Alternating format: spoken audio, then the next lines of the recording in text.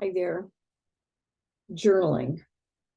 You hear me talk about it probably not enough because it is a really powerful tool. Yeah, to get out of court reporting school. Yeah, actually, it is. Or any aspect of life. It's kind of amazing. When I was going through the deepest, darkest part of my healing journey, um, I had a therapist who kept insisting that I journal. And I thought, well, I write stuff down all the time.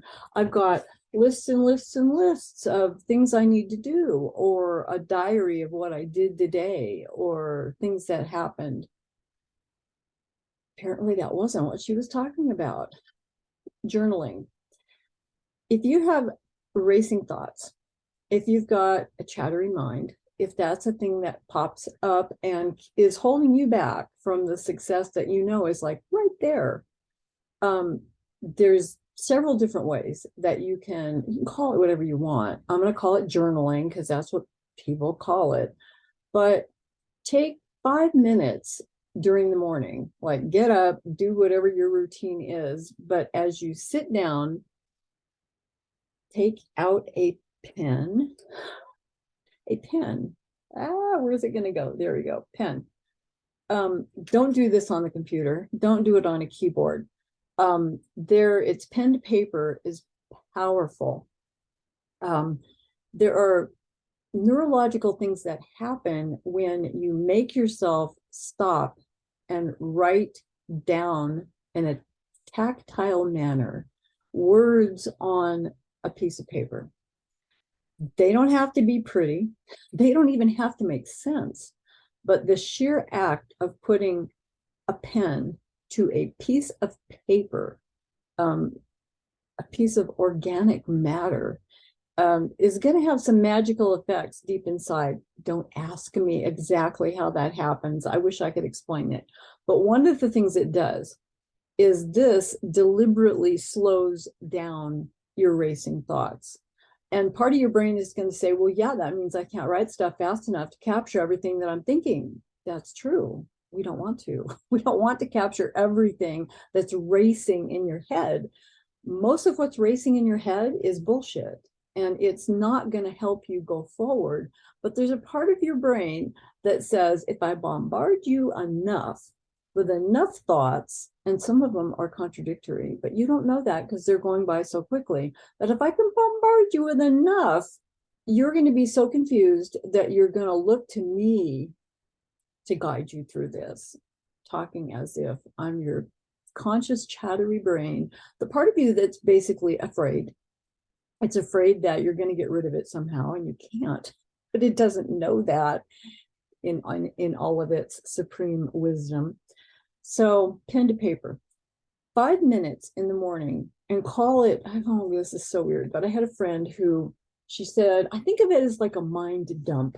She said, first thing in the morning, and you're in the bathroom and you do your business. She says, it's like that, but on a piece of paper. Just take out, I take out my book, my piece of paper, whatever it is, and I just, for 5 solid minutes, just let myself just write whatever comes up. And sometimes what I'm writing is, nothing is coming up. This is bullshit. Nothing is working. I don't know why I'm doing this. Why am I doing it? And just sometimes the thoughts are so fast you can't capture them. Capture what you can. Don't worry about the rest of it. This is an exercise in not even taming that part of you. It's kind of accepting that part of you. It's letting it be. It's giving it a voice, but it's making it slow down deliberately, slowing down the racing thoughts. It allows a deeper investigation to start happening. While you're slowing down that part, there's a part of you, basically your subconscious, that is allowed for a moment to rise up and help you see the things that this part of you can't see. This part of you, and I'm talking about your conscious chattery mind, it sounds like it's fast, and it is. It can process, there's different numbers on this, but I always stick with 126 bits of information per second. Sounds pretty freaking fast. Because on my fastest day, I'm in my fastest moments, 6 strokes a second when I'm writing, ridiculously fast. You can do that for a few seconds, not for much longer than that. 126 bits of information per second versus the subconscious part of you that can process 2 million bits of information per second. This is the part of you, and I'm circling because it's in your body. It's the part of you that just knows. It is aware of everything without you having to make any effort about it at all. So when I give you the magic phrase to ask yourself, how can it be so easy to already be out of school, pass the tests, and making money, making the money I see everybody else making? When you ask that part of you that kind of a question, it doesn't question it. It will just go out on a search to figure out how that could be so easy. And you will all of a sudden start getting the nudges and the synchronicities and the images and the visions and the thoughts and the dreams that will help you, that will guide you into making the choices. There are no wrong choices. Into making the choices that will move you forward to make it be so easy to be out of school and pass the tests and into a world where you're making money, which is where you wanted to be when you started this journey. So it allows you're basically dropping from your thought mind into your feeling part of you. You're dropping from your head into your heart, from your thinking into your knowing. And this allows not only a deeper investigation, but a greater insight into what things mean, what things are important, what things aren't.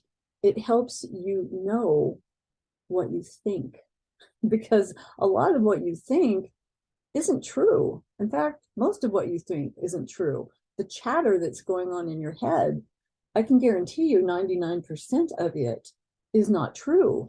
It's either remembering the bad things that have happened in the past and imagining they're going to happen again, even worse in the future, or ruminating over something you have no control over, but it's got you tied up into it.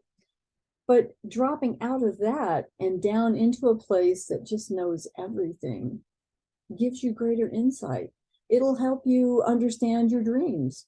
It'll help you understand your interactions with other people. It will help you understand what you, chattery brain, are thinking, what you're throwing into the mix on a daily basis, most of which is not helpful in getting you the results that you want.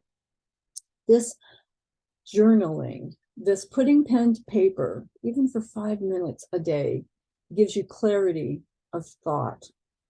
It helps to slow down and give you a more deliberate approach to what you choose to think. And I have the last thing on my list here is clear thoughts are the key to communicating effectively. And that's true, because if we're dealing with people in our lives who are irrational and scared and up in their heads even more than we are, I'm talking about attorneys, it can throw us off our game.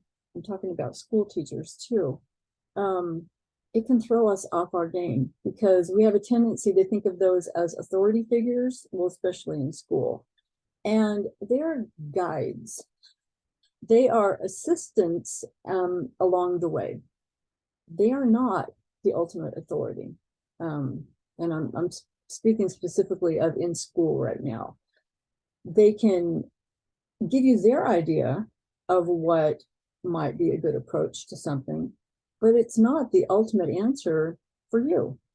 It may be, but putting pen to paper will give you a chance to flesh out what you believe and what you choose to believe, what you want to believe. Journaling is amazing. I pulled out a book that I had written in, I don't know, 4 years ago. And there on the page was something that I knew because I had written it down. And it was something that had just come up in a coaching session for me with a coach. And I thought, wow, that was a new revelation.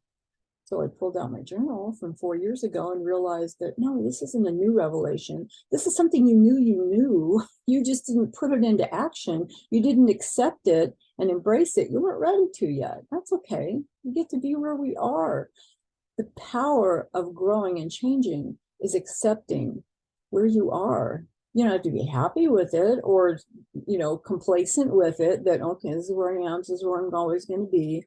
But this is where you are. If you're on the journey of 1,000 miles, and yeah, that's what school feels like, then every step along the way is necessary to get you from the beginning when you found your why you wanted to do this thing. And then you take every step along the way, all the way to your why not? And you step out into the world and be the thing that you dreamed of being in the beginning. But every step along the way is necessary. And sometimes people get what that was. Sometimes people get a burst of energy, a moment of double motivation, and they skip over some steps, skipping along the way, running along the way, and then you get tired, and then you got to rest, and then you got to pull back and regroup and rethink and reboot and start again, going forward on your journey. And for those of you who have had your journey interrupted, and you feel like, I got to go start over again. I've got to like take 25 steps back. No, you don't. You really don't. People will tell you different things, but neurologically speaking, you do not lose speed when you stop and pull back and exit. That's like saying, I learned a second language, but I didn't speak it for a while. And so now I've got to go back to the beginning and learn all the verbs and how to conjugate stuff and all the nouns and everything. No, you don't. No, you don't. You just got to immerse yourself back into the world of speaking that language, and it's going to come right back to you. It's like riding a bike. It's in there. It's downloaded. It's in your subconscious. You haven't lost your speed. You may have lost a little bit of accuracy. You may have lost a bit of endurance.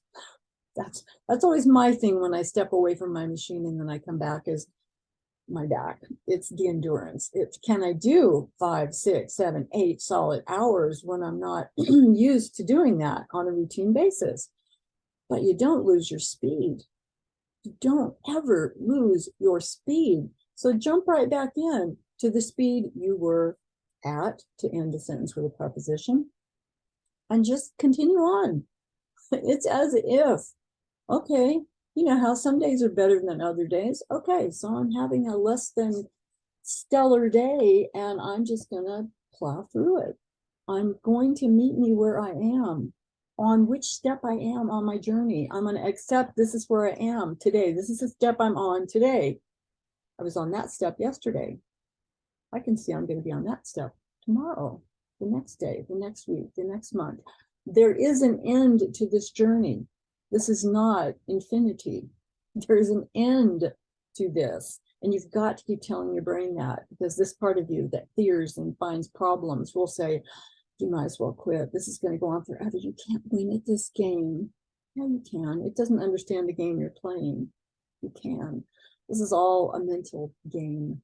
This is a game of figuring out and stepping into who you are, who you really, truly are, what you're made of. Because this journey isn't for everybody. You know that. You know that. But you picked this journey for a purpose. Step into your purpose. Have a great day. Journal.